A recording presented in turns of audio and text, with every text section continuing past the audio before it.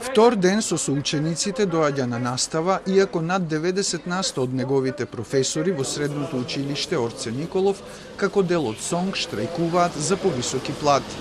Матеј Ивановски е ученик во втора година, вели поради штрајкот само некои професори држеле настава, но го поддржува тоа. Губиме од настава, да, но сепак ако си штрекуваат за нивните права професорите, мислам дека си имаат право да си штрекуваат, така да го поддржувам тоа. Професорите на Матеј и денеска седат во посебна просторија со маски на лицата согласно антиковид протоколите и не држат часови.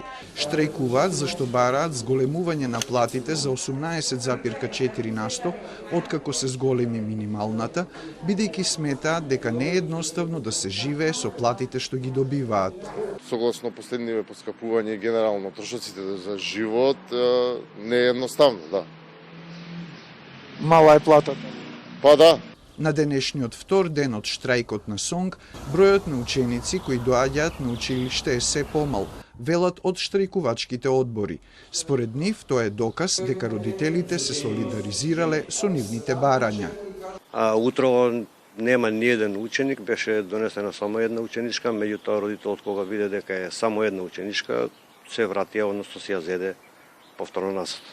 За 2 или 4 деца настава тешко дека може да се организира од различни оделенија.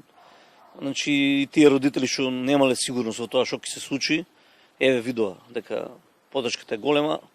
Од штрајкувачките одбори велат дека од утрово немало притисоци за прекин на штрајкот, а за вчерашните обиди тој да запре веќе има писмени изјави упатени до правниот застапник на СОНК. До сега има 7 писмени изјави од штрајкувачите за попречување на штрајкот. Тие во текот на денешниот и утрешниот ден ќе бидат поднесени од СОНК во основните јавни обвинителства низ државата.